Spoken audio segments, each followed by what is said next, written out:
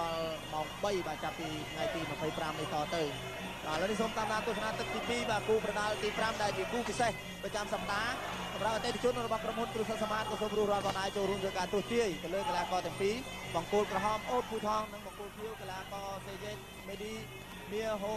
ស៊ីនីបាទកីឡាករមកពីអ៊ីរ៉ង់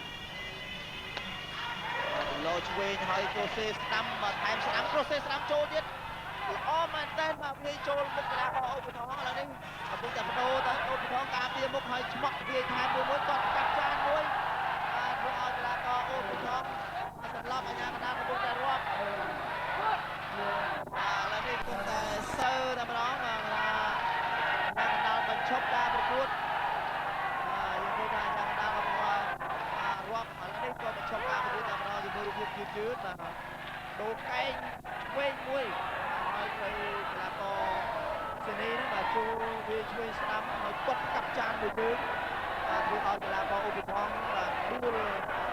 តែម្ដងដូច្នេះត្រូវអាញាកណ្ដាលបានឈប់ការប្រកួតនៅទឹកហើយកីឡាករបង្គោលខៀវបាទទីនេះបាទឈ្នះ